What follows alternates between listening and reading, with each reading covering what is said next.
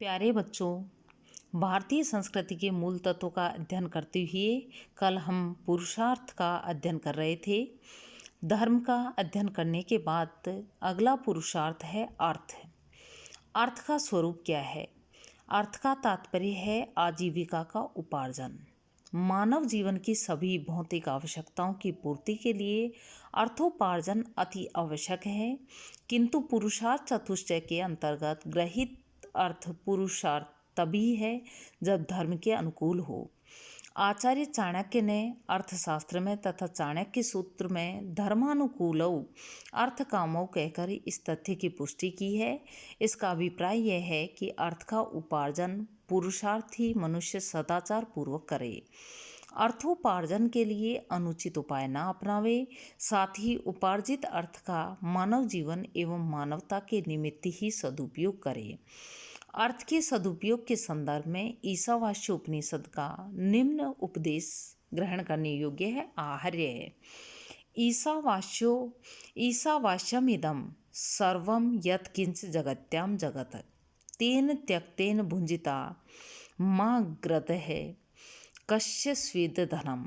अर्थोपार्जन के पीछे सामान्य दृष्टिकोण यह रहा है कि मानव की सुख सुविधाओं की उपलब्धि में, कुटुंब के पालन पोषण हेतु उसकी समृद्धि में तथा पारिवारिक भौतिक स्तर के उन्नयन में अर्थ की ही महती भूमिका रहती है। गृहस्थ जीवन के विविध धार्मिक एवं सामाजिक कार्यों को बिना अर्थ के पूर्ण नहीं किया जा सकता, अतः अर्थोपार्जन ही प्रत्येक प्राणी के लिए आवश्यक है। विशेषकर गृहस्थाश्रम में प्रवेश कर लेने पर सामाजिक व नैतिक दायित्वों के पालनार्थ इसका महत्व और भी बढ़ जाता है। अर्थ के प्रति वर्तमान दृष्टिकोण प्राचीन काल से ही समाज एवं व्यक्ति का उत्कर्ष अर्थ की संपन्नता पर निर्भर रहा है। यह तो निश्चित ही है कि मानव का भौतिक जीवन एवं सांसारिक सुखों की आपूर्ति किसी न किसी रूप में अर्थ के विकास से अवश्य ही प्रभावित होती है। प्राचीन युग में आर्थिक जीवन के मूल आधार थे कृषि एवं व्यापार। वर्तमान में ये दो उपाय ही अर्थोपार्जन के सर्वश्रेष्ठ आधार स्तंभ हैं। संपूर्ण विश्व समाज का आर्थिक विकास इन्हीं पर अवलंबित है।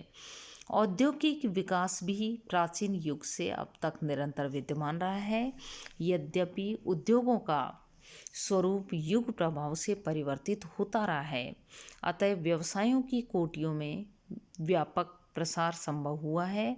तथापि यह कहा जा सकता है कि भारतीय समाज का आर्थिक विकास जिस पुरुषार्थ परंपरा के माध्यम से हुआ वह आज कुछ अंशों में विकृत सा हो गया है। इसका मूल कारण है धर्म के प्रति मानव की निरपेक्षता की भावना। यही कारण है आज मानव अर्थ को धर्म से भी बढ़कर समझने लगा है। अर्थ के उपार्जन हेतु वह धर्म अधर्म, नीति अनीति, उचित अनुचित का भी विचार नहीं करता। अर्थोपार्जन के साधनों का वर्गीकृत स्वरूप ये चार्ट आप अच्छे से समझें कि वर्तमान में अर्थोपार्जन के मुख्य साधनों का व्यापक परिवेश उन्हें वर्गीकृत रूप में प्रस्तुत करने पर ही यह समझ में आ सकता है। प्राचीन युग में अर्थोपार्जन के साधन सीमित थे, तथापि उन्हें आज भी उपयोगी होने के कारण उपेक्षित नहीं किया जा सकता। यहाँ बताया है कि अर्थोपार्जन के साधन एरो बना के प्राचीन साधन और अर्वाचीन साधन। प्राचीन साधन के 3 भेद किए हैं, विभाग किए हैं, कृषि, पशुपालन, गृह उद्योग। और अर्वाचीन साधन के 5 भेद हैं, कृषि, लघु कुटीर उद्योग, शिल्प कर्म, सेवा कर्म और व्यापार। सेवा कर्म को 2 भागों में बांटा है, राजकीय सेवा, अराजकीय सेवा। व्यापार को पुनः 3 भागों में बांटा है, स्थानीय व्यापार, राष्ट्रीय व्यापार, अंतर्राष्ट्रीय व्यापार। प्यारे बच्चों, अब आपको अर्थोपार्जन के साधन अच्छे से समझ आ गया होगा। सभी छात्र छात्राएं इसको एक बार अपने रफ कॉपी में ज़रूर करके देखें और सारी जितनी भी अपने अध्ययन किए हैं उन सभी प्रश्नों का अध्ययन करें। और कोई भी किसी तरह की समस्या हो, परेशानी हो, आप नोट कर लें। जब भी महाविद्यालय खुलेंगे आपसे रूबरू होंगे तब उन समस्याओं का समाधान हो जाएगा, या फिर आप कमेंट भी कर सकते हैं। अब यहाँ पर पुरुषार्थ के रूप क्रमशः अध्ययन में अब हम अध्ययन करेंगे काम। काम का स्वरूप। काम तीसरा पुरुषार्थ है। इसका प्रमुख लक्षण है काम भावना एवं इंद्रिय सुख।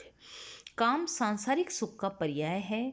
सुख प्राप्त्यार्थ जो भी कामनाएं प्राणी के मन में निहित होती हैं वे सभी नानाविध रूप स्वरूप हैं उनका। इनमें समस्त आंतरिक इच्छाएं, वासनाजन्य प्रवृत्तियां तथा आसक्ति मूलक वृत्तियों का अंतर्भाव समझ लेना चाहिए। मन मस्तिष्क की संतुष्टि के लिए काम का संयत रूप से सेवन करना पुरुषार्थ की कोटि में माना गया है। काम के सेवन के विषय में शास्त्रीय निर्देश यह है कि धर्मानुकूल काम ही सेवनीय है। अधर्म पूर्वक कामोपभोग का निषेध किया गया है तथा इसी प्रकार काम पूर्ति के निमित्त अधर्म के आचरण से बचने का आग्रह किया गया है। मनु के मत में काम तमोगुण से युक्त होता है, अतः त्याज्य है, किंतु मनु का उक्त कथन योग मार्ग के विषय में ही समझना चाहिए। सन्यासी के लिए मनु का कथ्य भले ही सारगर्भित प्रतीत होता हो, तथापि गृहस्थ के लिए काम ही जीवन की महत्वपूर्ण आधारशिला है, क्योंकि संतानोत्पत्ति रूपी प्रधान उद्देश्य की पूर्ति उसी के माध्यम से संभव है। अतः उसे त्याज्य नहीं कहा जा सकता। यौन सुख की प्राप्ति काम का अवान्तर फल है, किंतु जब उसे प्रधान समझ लिया जाता है तब वह पुरुषार्थ नहीं रह जाता है। पुरुषार्थी गृहस्थ मनुष्य के लिए संतानोत्पत्ति की इच्छा से किया गया कामोपभोग कदापि निंदनीय नहीं हो सकता। लोक में काम को प्रणय के परिणाम रूप में देखा जाता है।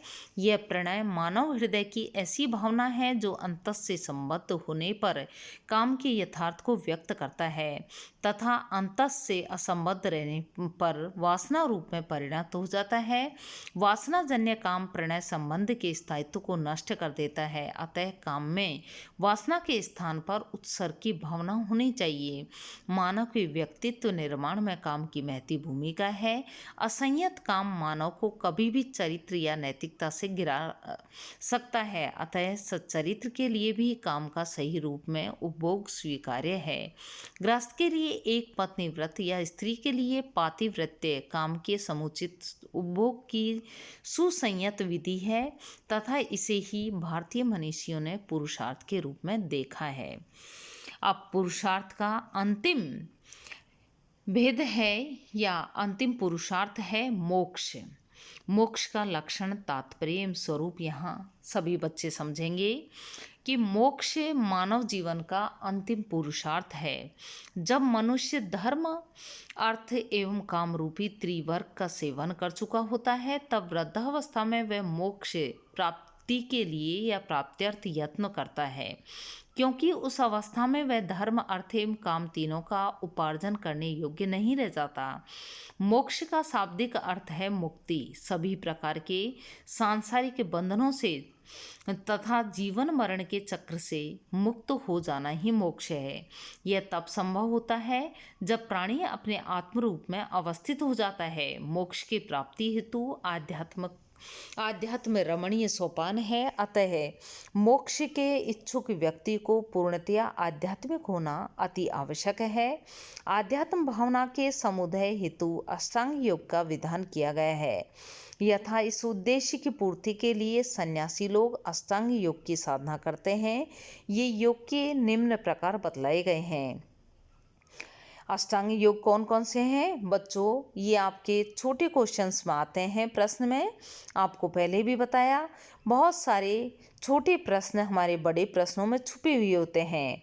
तो अष्टांग योग में सबसे पहले है यम, अहिंसा, सत्य, अस्तेय, ब्रह्मचर्य, अपरिग्रह। ये यम में आते हैं। नियम कौन से हैं? शौच, संतोष, तप, स्वाध्याय, ईश्वर, प्राणिधान। आसन कौन से हैं? पद्मासन इत्यादि 84 आसन प्रसिद्ध हैं, किंतु साधक के लिए वही आसन उपयुक्त है जिसमें वह साधना काल में स्थिरता पूर्वक बैठ सके तथा कष्ट का अनुभव न करे। प्राणायाम, श्वास की गति पर नियंत्रण रखना। इसके 3 प्रकार हैं, पूरक, रेचक एवं कुंभक। पहले पूरक करना चाहिए, फिर कुंभक और अंत में रेचक करना चाहिए।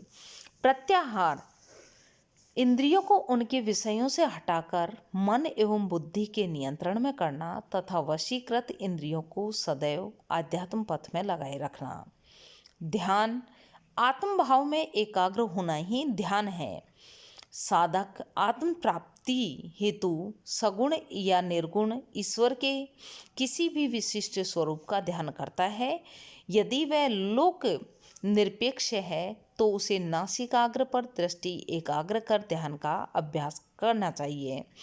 धारणा, मन का एकमात्र ब्रह्म में लीन हो जाना ही धारणा है। इस स्थिति में मन परम संतुष्टि का अनुभव करता है। अंतिम अष्टांग योग है समाधि। ब्रह्म का साक्षात्कार हो जाने पर स्वयं साधक द्वारा भी ब्रह्म भाव को प्राप्त हो जाना समाधि कहलाता है। इस अवस्था में साधक परमानंद को प्राप्त करता है। मोक्ष का लक्ष्य पारलौकिक सुख की प्राप्ति है। प्यारे बच्चों, ये भी आपके प्रश्न हो सकता है कि मोक्ष का लक्ष्य क्या है। तो यहाँ मोक्ष का लक्ष्य है पारलौकिक सुख की प्राप्ति। अतः यह तो स्पष्ट ही है कि मानव मोक्ष के लिए तभी अग्रसर होता है जब वह सभी इहलौकिक सुखों से निरपेक्ष हो चुका हो। संसार की यथार्थता या निस्सारता का ज्ञान होने पर ही साधक निरपेक्ष भाव से मोक्ष मार्ग में अग्रसर होता है। श्रीमद् भगवत गीता ने मोक्ष हेतु 3 मार्ग बतलाए हैं, ज्ञान योग, कर्म योग और भक्ति योग। ये भी आपके एक प्रश्न है कि भगवत गीता के अनुसार मोक्ष के कितने मार्ग हैं और कौन कौन से। 3 मार्ग हैं, ज्ञान योग, कर्म योग और भक्ति योग है। जबकि उपनिषदों ने केवल 2 मार्ग ही निर्देश किया है, प्रवृत्ति मार्ग और निवृत्ति मार्ग। इन्हें ही प्रकारांतर से श्रेय अथवा प्रेय मार्ग कहा गया है। प्रेय रूप प्रवृत्ति मार्ग का साधक कर्म करते हुए भी निष्काम कर्म का आचरण करे मोक्ष प्राप्ति में सफलता प्राप्त करता है। जबकि श्रेय रूप निवृत्ति मार्ग का साधन लौकिक कर्मों को बंधन का हेतु मानकर उसका त्याग करके केवल शास्त्र विहित जीवन रक्षक कार्यों को ही करता हुआ योग साधना आदि उपायों से मोक्ष को प्राप्त करता है। मुझे पूर्ण आशा है मेरे सभी छात्र छात्राओं को ये पुरुषार्थ जो 4 हैं, धर्म अर्थ काम मोक्ष, चारों का क्या अर्थ है, क्या प्रयोजन है, उद्देश्य क्या है, ये सभी समझ आ गया होगा। और सभी बच्चे इसका पुनः आप स्वयं अध्ययन करेंगे और इसको समझेंगे। और जो भी प्रश्न मैं बार बार यही कहती हूँ कि जब भी आपको कोई भी प्रश्न समझ नहीं आए या कोई प्रश्न पूछना हो तो आप या तक कमेंट बॉक्स में डालें या जब भी महाविद्यालय खुलें तो हम रूबरू होंगे आप सभी से, तब उन पॉइंटों को नोट करके और आप अपनी समस्या हमारे सामने रखें।